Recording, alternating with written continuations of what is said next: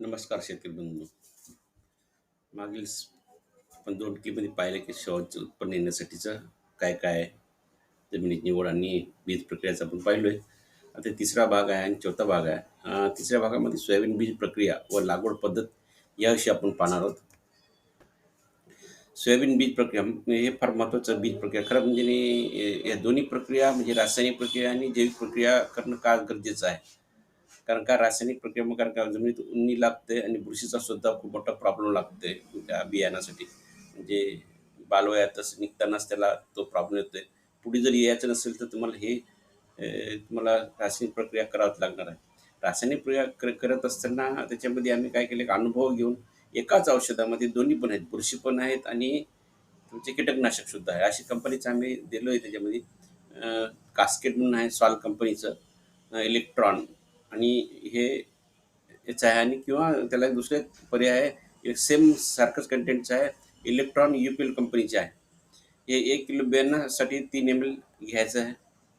100 ml पाणी घ्या आणि किती ml करायचं त्या पद्धतीने त्याच्यामध्ये मिक्स करा आणि जेवढी आपली बियाणे घेणार कधी 1 किलोला 3 ml 100 ml पाण्यात ते मात्र टाकून टाका. ते तुम्ही खारीवर बियाणं टाका, त्याच्यावर दुधात शिपून खाली हलवा.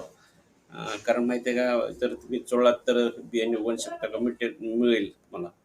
आणि ही प्रक्रिया झाल्यानंतर किंवा त्याला दुसरा पर्याय आता खाली मी दिलोय की नुसतं कीटकनाशकाचीच प्रक्रिया करायची असेल, हे उगवणशक्तीसाठी नाहीत, फक्त हे कीटक आणि बुरशी लागू नयेसाठी हे औषधं.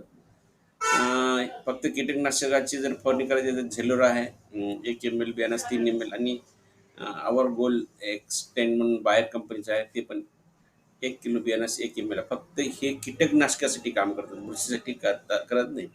त्याच्यानंतर खाली दिला की फक्त बुरशीनाशकच लावायचं असेल तर क्रुझर म्हणून आहे आणि गावचो सांगायचे की दोन्ही जर करण्याच्या नुसतं कास्केट वापरा, सगळ्यात चांगल्या बाकीच्या औषधाला तुम्ही. मला जर विनंती आहे की पाहू नका, कारण कास्केटमध्ये दोन्ही बुरशीनाशक आणि कीटकनाशक आहे. त्यानंतर ही प्रक्रिया केली, ही प्रक्रिया तुम्ही 1 दिवस अगोदर करून घ्या रासायनिकची. म्हणजे त्या वेळेनुसार तुम्ही हे सावलीत करायचं आहे. त्यानंतर तुम्हाला पेरणी अगोदर किंवा हे संध्याकाळी सुद्धा करता येतं. म्हणजे रासायनिक केल्यानंतर जैविक प्रक्रिया ही 1-3 तासानंतर करायची आहे. त्याच्यामध्ये जैविक प्रक्रियेच्या त्याच्यामध्ये काय काय येतं की रायझोबियम हे नत्र जे वातावरणात 88% ते उपलब्ध करून जीवाणू आहेत ते. पी-एस-बी फॉस्फरस जीवाणू आहेत. त्यानंतर के-एस-बी जमिनीमध्ये भरपूर काय पोटॅश आहे, जमिनीमध्ये सुपर आहे. ते जीवाणूची प्रक्रिया एकाच याच्यामध्ये करता येते. सोबत ट्रायकोडर्मा सुद्धा बुरशीनाशक जीवाणू आहे. म्हणजे मर लागू नये त्या रोपाला म्हणजे झाडाला. त्यानंतर ते उगवण शक्ती करण्यासाठी फक्त एकच औषध करू शकते म्हणजे जर्मिनेटर आहे. ते जर्मिनेटर कसं आहे, ते निघतानाच तुमचा मोठा सांगते की कसं निघाला ते. तर त्यासाठी हे एकाच याच्यामध्ये येतं. विनंती आहे तुम्हाला की बायोकिट नावाचं जे औषध आहे, जैविक किट येतं, ते किट कंपल्सरी तुम्ही करून घ्या. कारण का पेरणी अगोदर सुद्धा 2 घंटे अगोदर तुम्ही करू शकता हे.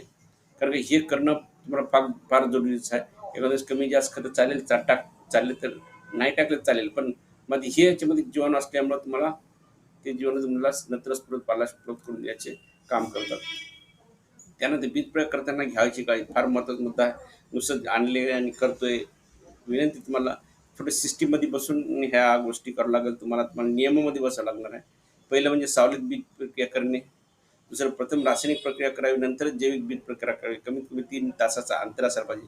बीज प्रक्रिया करताना हाताला ग्लोव्ज लावून बीज प्रक्रिया करावी. तोंडाला मास्क लावूनच बीज प्रक्रिया करावी.